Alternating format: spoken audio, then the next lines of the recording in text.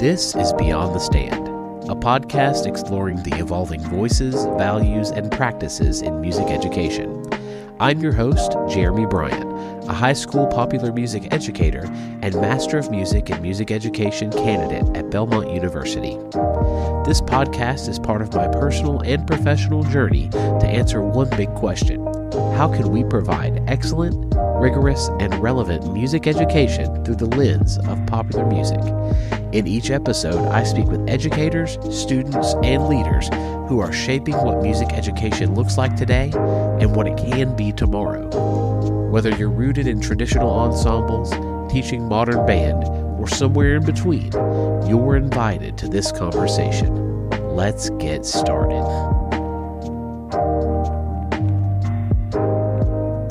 Welcome back to Beyond the Stand. I'm Jeremy Bryant, and this is part 2 of our conversation with Dr. Steve Holley and Dr. Chris Burns, leaders in the Association for Popular Music Education. In our last episode, we explored why popular music education matters, from access and identity to student voice and musical relevance. If you missed that conversation, be sure to go back and listen. Today, we move into the how. How do we build these programs? How do we support teachers who may not have a background in popular music? And how do we create sustainable systems where all styles and all students belong? So Steve, for teachers who are curious about bringing popular music into their classroom but don't know where to start, what do you think is the first step? Oh, that's a good question. I think it's asking the students. Because I think you can come in with your own preconceived notions. Oh, I'm going to build a mariachi program. Oh, I'm going to build a salsa program. I'm going to build a XYZ. But if you come in and your students have the polar opposite, it's, again, you're kind of doing what you want to do, and you're basing their experience on your going back to on our values. Mm-hmm. Which, if we're talking again, for implementing a student-focused, student-centered learning space, ask students. That's what I did, and that's what I always advocate is, what do you all want to do? And just asking that first question, giving music students permission to voice their opinion, because oftentimes, again, in a director-centered world, we choose the repertoire, we set up the ensemble, we make all the musical decisions there are to be made, and there's not a lot of student involvement. Whereas in popular music, it's the exact opposite, is how can we get away from the diagnosing, and we help students learn critical skills, critical listening and thinking skills by, hey, what's going on there? And how can we fix that? As opposed to, hey, this is what's going on there, and here's how you fix it. Right. We can tell them, we can show them how to fish, give them fish, or we could teach them how to fish. So for me, that's a lot of it starting there. Just very quickly, when we, the first year at my school, when I got there, we had a jazz combo, because some kids said, hey, we love being in the jazz band, but we want to do some vocal tunes with the vocalist. And she really likes Ella Fitzgerald and Sarah Vaughan and Diane Washington. I'm like, beautiful. Absolutely, we can do that. I said, when do you all want to rehearse? And we found the time to rehearse, and let me know how I can support you. If you need charts, I've got thousands. And toward the end of the year, they're like, yeah, so we have a concert coming up. And they got really kind of hesitant and said, can we maybe do, I don't know, can we do a Bill Withers tune? Would that be okay? I'm like, yes, it's okay. Which one you want to do? And they're like, what? Oh, we want to do, I think, Angel Sunshine, Lovely Day, take your pick. Right. And I was like, absolutely, we can do that. Great. How can I help you learn that song? Mm-hmm. And it went from there to them asking and me giving them permission to be involved in their learning process. And then that's when the ownership came in. And here's what's funny, or interesting or prophetic. The more I hand it over to the students in terms of responsibilities of selecting tunes, arranging tunes, rehearsing them, creating the set lists, creating the order of the concert, creating the concert environment, setting up the PA, booking the gigs, branding, social media, posters, announcements during assembly, the less I had to do, and the more I could just sit in the corner and enjoy the students making some great music. And I was able to just support them And my mantra was really, if I can teach myself out of a job, if they can do the whole thing without me, I've done my job. So that's great. That's really great. Yeah, I think in my program at Belmont, we've talked about the idea of becoming irrelevant. Yeah. 1,000%. Yeah. And it's interesting. I feel like at some points I'm there, but then I go, am I actually doing anything? But that's the job. It's to help the students. And it could be something as simple as you're late to a rehearsal because you're stuck in a meeting and the band needs to get going. Be honest with yourself. Could your ensemble start the rehearsal? Will they? Will they? There you go. Will they? Will they? Well, I'm sick. All right. Hey, y'all, let's play Candy Crush or whatever is going on. Or a concert. What if you have a family emergency? Or what if you can't make the concert? You fall off the front of the stage. It's like, sorry, folks, concert's over. Go home. Or could they go, you know what? We got this.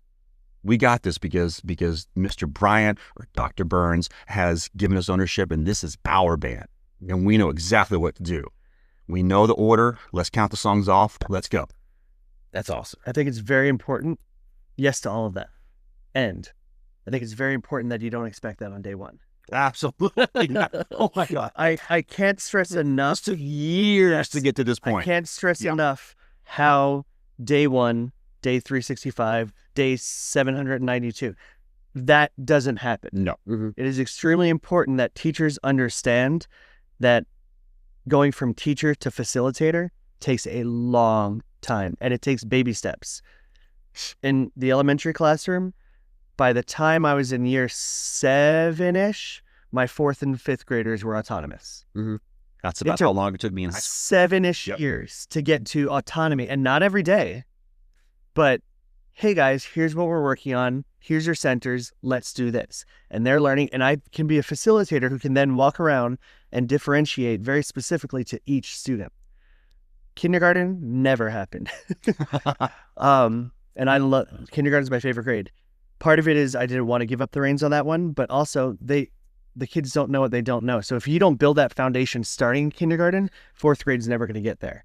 And it's the same with any level, and it's the same with any group. If you have a pop band, if you have a classical orchestra, whatever it is, if you want them to be autonomous, you have to start with baby steps. That first step is the most important. All right, we're going to work on this. I need keyboards go over there. I need vocalists go over here. Guitars stay here. Drums, you're here. Start working on things. That's kind of the first step, and you give them something to work on. Eventually, hey, work on something you need. Eventually, all right, guys, we're breaking out into groups. Eventually, let's go. But again, that's not day one. Right. And we live in a world of instant gratification, so we assume that on day one, autonomy is going to work. It does not. I have had many interns. I have had many collegiate students that I've worked with where they walked into the classroom, and whether they were interning with someone that was autonomous, whether it was me or someone else, they try on day one to make that happen, and it fails, and they assume that they are the failure when they're not. The program failed because the program doesn't exist yet. So you have to build to that autonomy and build yourself out of a job. So by year 7, you're really only worrying about, is everybody safe? Does everybody have what they need to be successful? Go. Yeah. Because you're changing a culture. Correct. So, and it's not just changing how the students learn, you're changing how you teach as well. And like Chris said, it's hard to let go of the reins because this is how we've seen it done from the moment we picked up an instrument in 4th to 6th grade or whatever it was, is that you come in, you sit down, you look at the conductor, you play your part, and that's it. And the majority of us go through the traditional program where that's what it is, the baton world. Exactly. Follow the baton, whatever it is. Very few educators come through the popular realm. It's growing now, which is amazing. But all of these teachers are coming out of, this is all I've done for 12 years. So that's all I know. Even if in my mind, I know I want to do the popular student-centered kind of thing, all I know is that you have to sit in an arc and the flutes sit here and the trumpets are back here and percussion's way in the back because I don't want to hear them. That's all I've ever known. So how do I do anything different? So it's very important that you attend things like APME and you reach out and search out other teachers that are doing things just slightly different from what we call the norm. And there's great programs around the country, universities that are doing things like this. So looking to those, there's articles that have been written up and down the spectrum. The elephant in the room. I mean, going back to David Williams and talking about, are we doing what's best for our students?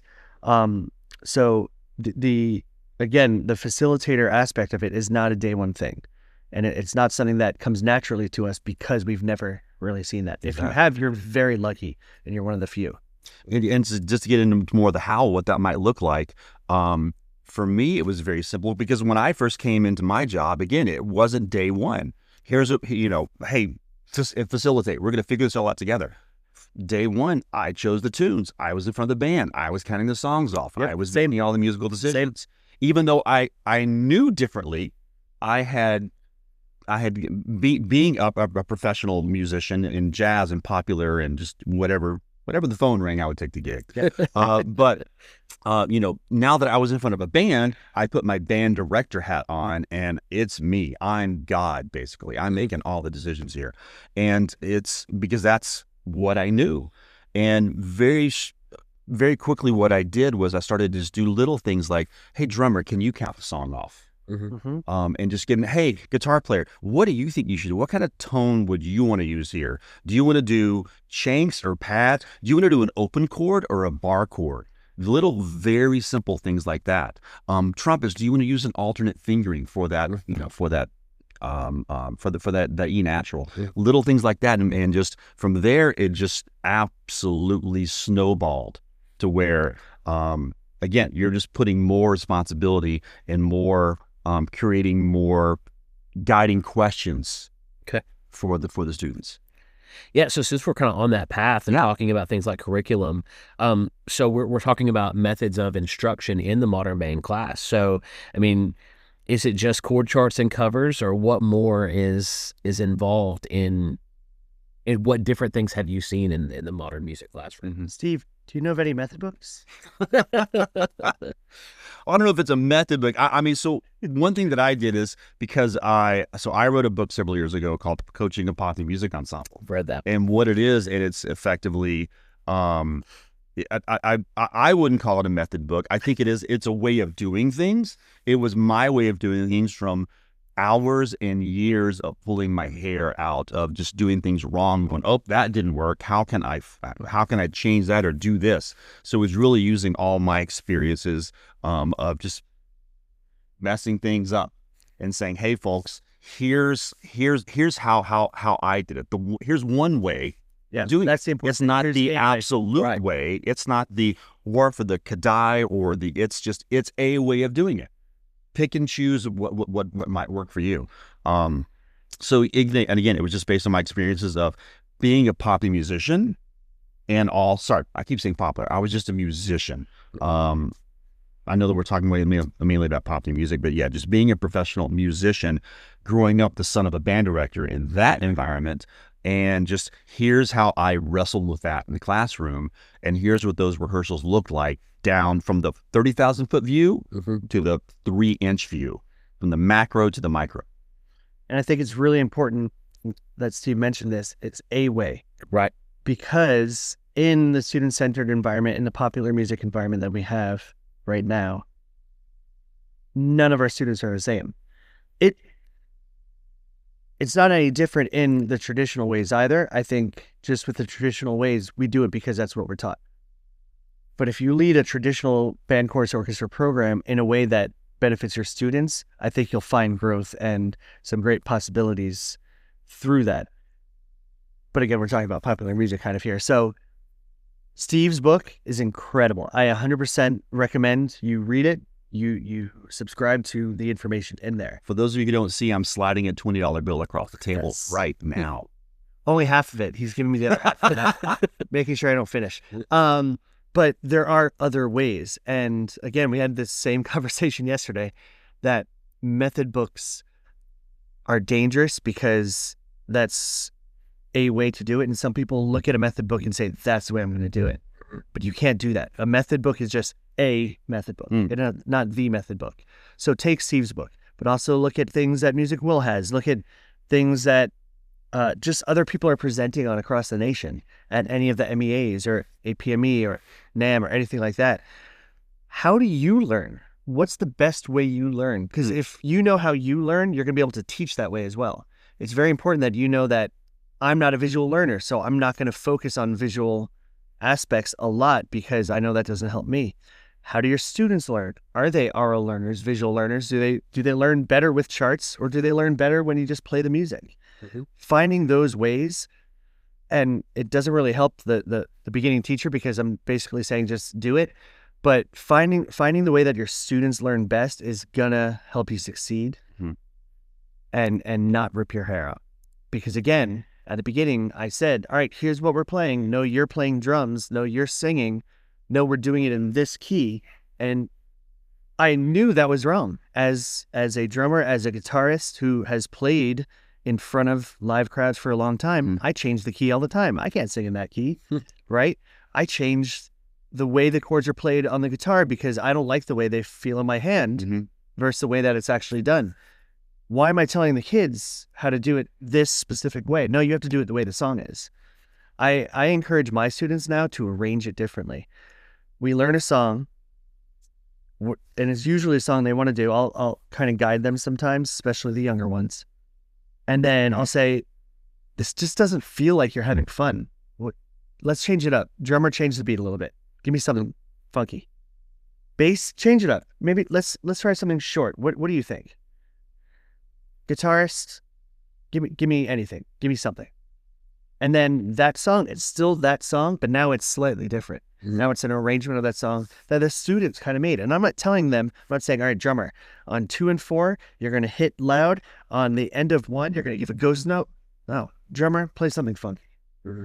Or, no, that doesn't work. What do you think will work? Yeah. As long as they don't say bossa nova, we're fine. Right? So... Yeah, I mean, there's a spectrum of learning of the way people learn. There's a spectrum of teaching. In terms of learning, the best way to understand how your students learn is to ask them. They may not know, but they may be able to tell you. And I can't tell you how many times I would just finding ways to explain something, whether it's how triads work or how common tones work and guide tones when you're going from a 1 chord to a 4 to a 5 or 2 5 1 or wherever it might be, is taking a look at it and saying, well, here's how I know it, here's how I learn it, how I understand it. Right. 3 or 4 kids get it. Okay, great. Okay, plan B. Here's another way of looking at it. A couple more kids go, oh, okay, cool. Another third way, always having arrows in your quiver that you can pull out in different ways of teaching as opposed to the way. Right. And then from there, if some students still don't get it, or you still see some glazed eyes, is there any once you learned it in a different way? And just take a step back, and then you'll probably have some of your leaders step out and say, yeah, mine's actually a combination of those, and it's also this. And you're like, there have been so many times I've never thought of it that way. Mm-hmm. My God, that's brilliant. That's now going to be my 4th arrow in my quiver. From a learning standpoint, and then from a teaching standpoint, it's really, we've talked a lot about the direct instruction of how a conductor teaches, all the way over to facilitation in terms of just asking guiding questions and let them go. Mm-hmm. And once again, it's not either or. It's a long spectrum going from being the conductor, follow the baton, to being more of a coach and of a team. The idea is to impart the knowledge on the team so that they can make decisions in the moment when they need to. But if you need to call an audible as a coach, you can absolutely do that at any time. And it happens often. Absolutely. So it's this, and it's not really, today I'm going to teach it in direct manner. Tomorrow I'm going to teach it. No, I'm bouncing back and forth all over the place, depending on the kid's needs, who's understanding what at what time, constantly scaffolding, constantly differentiating with all those kids. And I know earlier I said, when you do this, the job gets easier. And I just made it sound, wait, I'm making decisions all the time. You're just changing the way that you do things to help the kids, again, better understand their learning process. Right.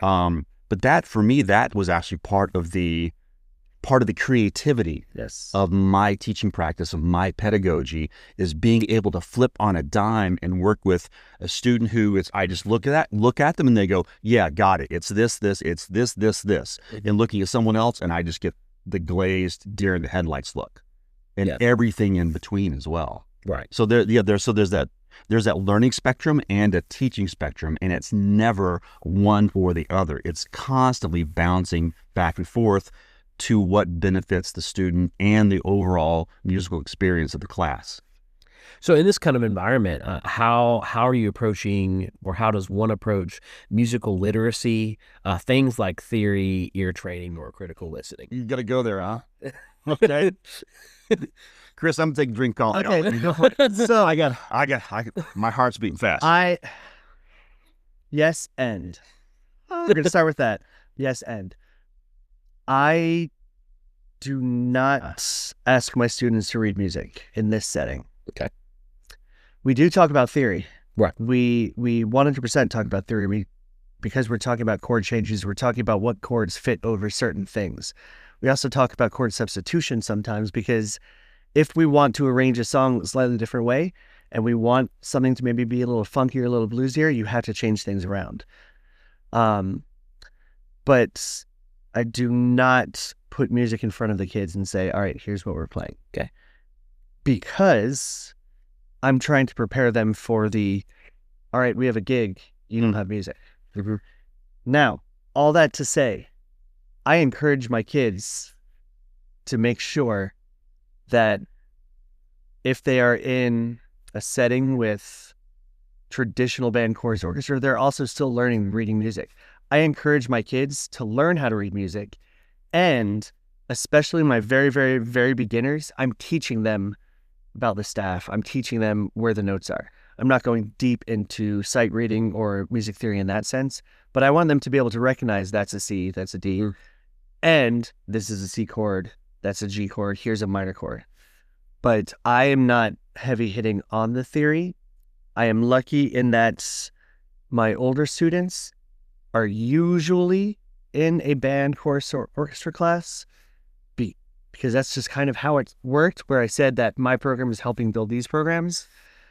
So they're getting that from those classes, and we can then apply what they know into this.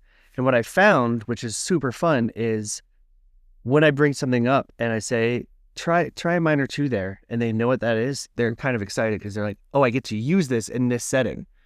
And I love you, band directors, choir directors, anybody that teaches AP theory, they don't get to use that in any setting. They just see it on paper and they say, yes, that's a minor two. Or in the jazz band setting in a school, they know that you can substitute the 5 of 5, but they never really get to do it.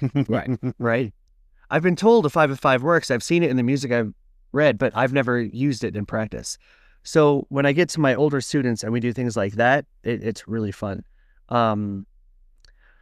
But yeah, I am not a theory pusher in any sense of the term in my groups. Yeah, and I think we get to the point we made, I think, in the last episode when we talked about, historically music education being gatekeeping as far as defining what music literacy is. Right. Did the Beatles know theory? Yeah, and it's like, we tend to say music literacy is reading standard notation off of a page. And there's the dirty. Yeah. And I think did not mention that. Yeah. Oh, that's why I'm settling down. Yeah. I'm going there. I got you. Yeah, and so that's why I wanted to ask this question, is because we get the tunnel vision and look at the one way of music literacy, when music literacy is all these things. That's it. It's all these things. This isn't an and, comma. Yeah. But unfortunately, we focus on the written page, and again, at the exclusion of everything else. So that's why and again, I'm stereotyping, speaking in very, very broad strokes. Maybe a stereotyping, speaking in very broad strokes here, is when I was a 6th grade trumpet player, here's your trumpet, here's your essential elements book, turn to page 1, and immediately started to learn to read music, which again, valuable skill, absolutely. Never was that note played for me and said, or someone walked to a piano and said, Find that note. Never once. I don't know that in my junior high or high school experience in concert band, if we listen to recordings of the songs regularly, just to get an idea, not even just to learn it off the recording, not for that purpose, just to get general ideas of how it might sound. But yeah, what about learning it off the recording? So I think when we speak about musical literacy, again, I go back to that term musical fluency. Yes, being able to read standard notation. Yes, being able to pull tunes off of a recording. And also, again, if my students are if I'm trying to give them the broadest experience possible in terms of potentially being professional musicians out there, learning how to read lyric sheets, lead sheets, chord charts, Broadway charts, all that. Right. Because again, the idea for me was when I was playing professionally full time was that whenever the phone rang, it didn't matter if they had charts or a set list or a work tape or a Spotify playlist. If it was a Broadway show where I'm reading everything, or if it's a wedding gig where they're calling, or casual where they're calling tunes, I need to be ready to go in there and play. Mm-hmm. So that was the experience that I try to bring to my students. So unlike Chris, or similar to Chris in some ways, it was based on the students. Giving a drummer a piece of music, I'm just not going to waste my time. No offense, but I'm just not. So Chris is a drummer, yeah. Okay, fine. Bass players, I'm a bass player. Same thing. Rhythm. How about this rhythm section? Yeah. Mm-hmm. Other than the piano player, right. I would typically, at least, again, starting out, finding out where they're at, and then going from there. I would typically, because we would learn some tunes by charts, some tunes by, in all those various styles of charts, and sometimes we'd also just learn tunes off the recording. Again, depending on what's going on. Same thing with vocalists. I'm not writing out vocal charts. They're probably working off a lyric chart. We did all the time for every single song to write a form chart, because I wanted everyone to know from the get-go that we're all in agreement that this is the bridge and it's 8 bars and this is where it's happening. Here's the form of the tune. Here's how many measures are in each of those. And then we started going, and what do we need to add in those in terms of this is where the solo is. This is where the harmony starts. This is where X, Y, Z happens. But getting back to the idea of scaffolding and differentiating, I would try and push kids from where they were just to, again, push them out of the box. So with guitar players, I might start out with like a chord chart. Or a tablature, or something really simple like that. And then I might voice out, some of the chords here or there once or twice. Or maybe give them, if they're playing a guitar bubble or a specific line, I might write that out. Same thing with a piano player. I might give them the written out changes, but with the changes written above. So that when they play this, they're like, okay, that's a C7 flat 9. Okay, well, cool. And then the next time I might just write it in once at the top of the chart, so they have to go back and reference it. But the idea is moving them from what they know to other areas that they have yet to know. Right. So that, for me, that was the big idea, is creating this environment where we're bringing in all these different ways of learning, so that we can move through the charts, learn them, and that everyone's getting a personalized experience of where they are, and they're moving to a different space and growing as musicians. And a lot of times I've gotten piano players who are taking lessons in classical piano or are playing piano at their school, and they're so used to focusing in on that music. So you do have to scaffold them. Here's the chords, and to write in the chord names or even the Roman numerals above them. All right, now we don't have the chords, we just have the Roman numerals or the names. All right, now we just have numbers. All right, now we have nothing. We're going to use our ear. So bringing them to that point is really important. Yeah, I had to learn that. I have a middle school group, and I had some hot shot piano players come in, and they played their pieces, and it was great. And then we were going to play, I can't remember what song it was, but I was like, okay, this is an E chord. And my little middle school piano players look at me like, what? I know where the E is. That? Right. And I'm like, okay, oh yeah. Like, because that's how I learned to play piano, was just block chords. Yep. So I'm like, I know the hand position, I know E, G sharp, B, but they don't know that because they just work on their piece. Right. So yeah, I know exactly what you're talking about there. But so we mentioned words that our administrators like to hear, like scaffolding and differentiation. So one of the big questions we get from school leaders is, how do you assess this? How do you define and measure student growth in a popular music program? So there are a couple of major forms of assessment. There's summative, and formative. An example of summative would be summed, like when you something on some math. SUM would be a concert. The end of the year, oh, you messed up on the concert. Guess you get a C this year. Versus formative, which is feedback along the way to help folks improve, as opposed to, hey, could you write this paper and I'm going to grade it when you're finished. Oh yeah, that's actually not really how I wanted you to structure the paper at all. You get a D. It's the same way with music. How can we give consistent feedback, sometimes big, sometimes very, very small, to help students continue to move? So that's one thing, is just giving them, and you'll know if a kid is practicing. We all know this. You'll know if a student is or is not practicing from day to day, or if they're faking the fingering, if they're kind of looking at you and they're sweating. So you can absolutely, those are a couple different things that I, overarching things that I take a look at along the way. But yeah, it's like getting back into the grading aspect of it.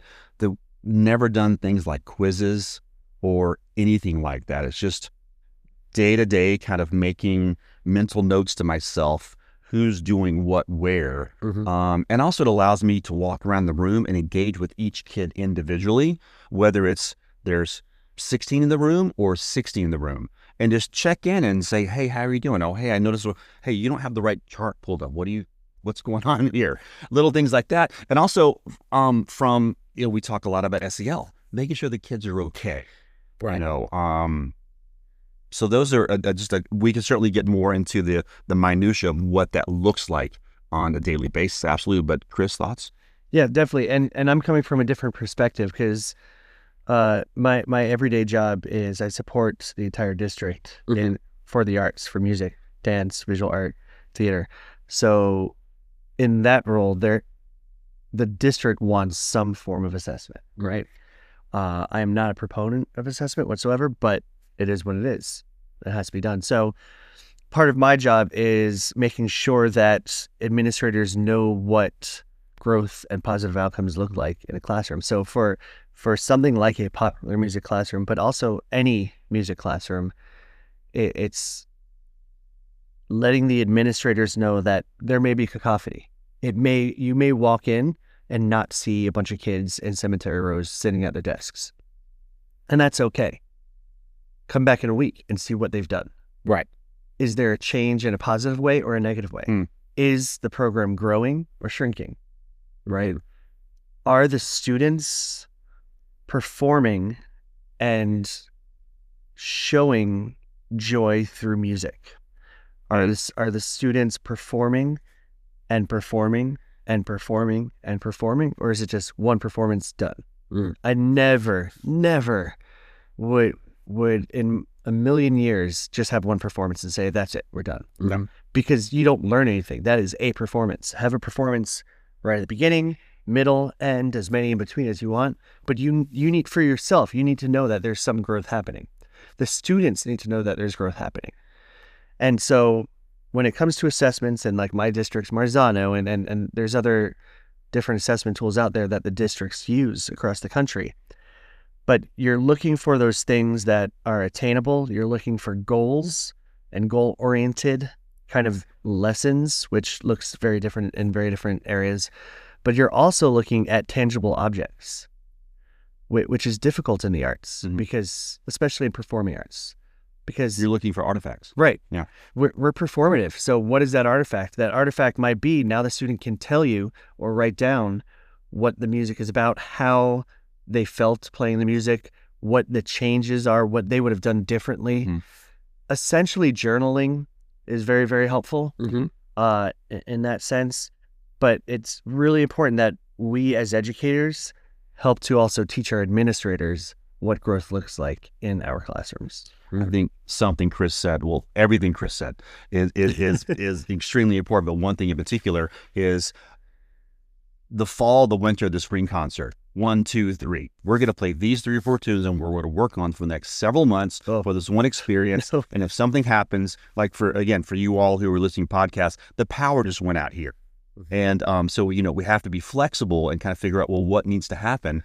How can we be flexible insofar as finding other opportunities to perform? Because if the performances are what we're driving toward, and that's the coolest part of the experience, then how can we find other opportunities to perform? Every single one you can. My students were often playing 30 to 40 gigs a year. This was on campus, but primarily off campus. We even started doing with our bands only one on-campus concert a year. If you wanted to come see us, you got to come down to the jazz club. You got to come down to this other venue or this festival or something else, because that's where we are. Getting off campus and getting into the community and making those inroads as well. So I think that's super important. And also, again, giving you and the students more opportunity to do the thing in the real world, as opposed to, well, let's just keep working toward it and wait till it gets as perfect as it. No, get out there and go. We may go and learn 3 tunes in one day and then go play for our middle school assembly.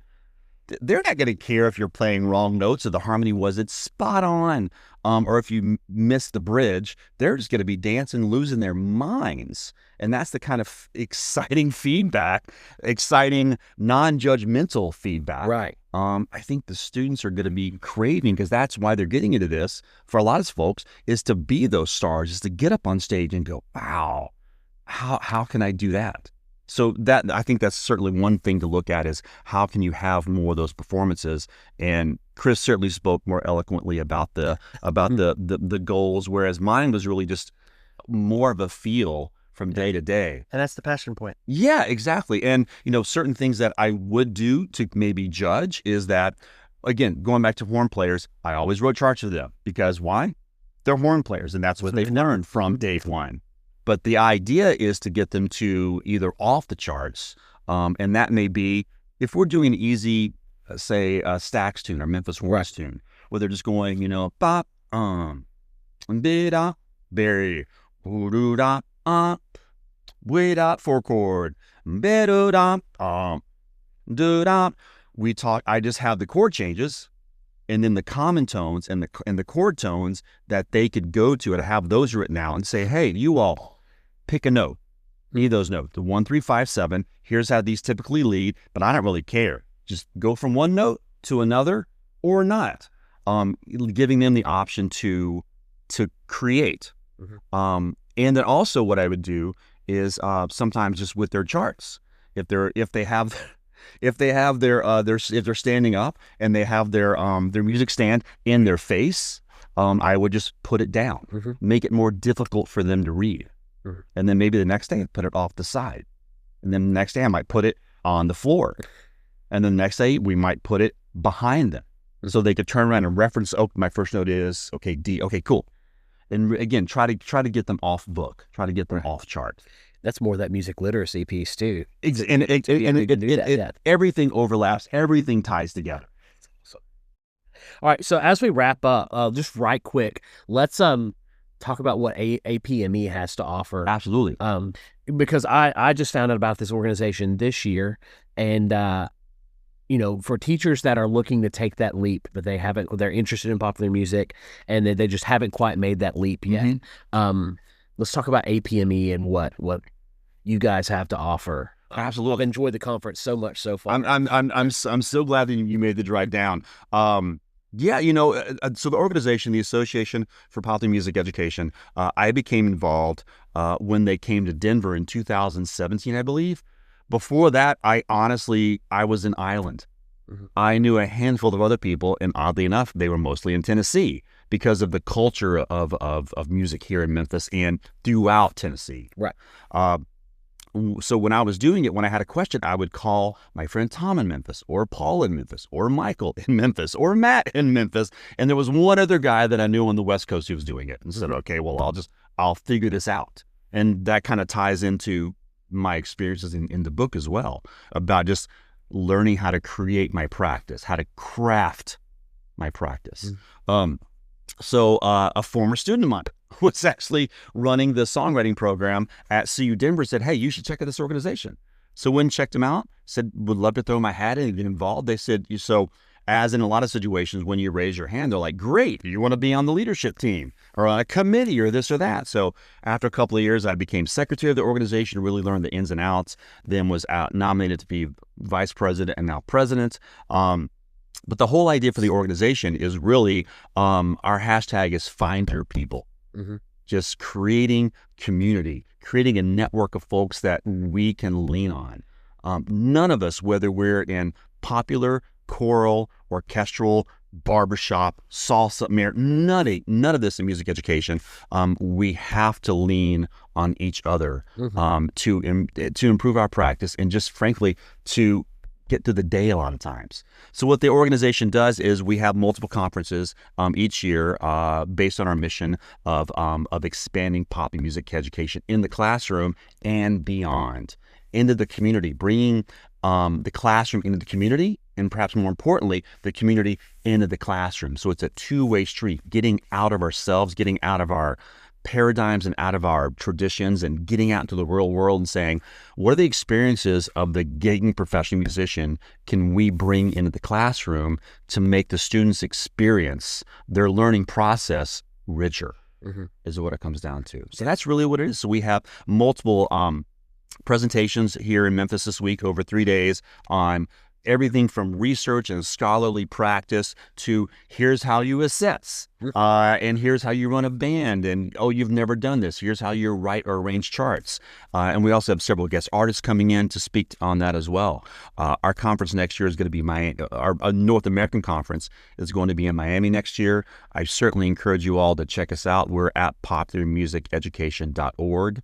And again, we would love for you to just come and hang and learn more, which is going to benefit you as a teacher and in the end, benefit your students as well. Awesome. Well, thank you both for sharing your insight today. Your experiences and your vision. The work you're doing is helping redefine what music education can look like, and more importantly, who it can reach. To all our listeners, whether you're in a marching band room, a studio lab, or a corner of your school with a couple of guitars and a dream, thank you for doing this work. Join us next time on Beyond the Stand, where we continue to explore how music education can evolve without leaving anyone behind. Thanks for listening to Beyond the Stand. If you enjoyed today's conversation, please follow the show and share it with a fellow educator. You can find episode summaries, resources, and future updates at beyondthestand.com. This podcast is part of my capstone project at Belmont University, and I'm excited to keep learning and sharing along the way. Until next time, keep creating, keep adapting, and keep making music that means something.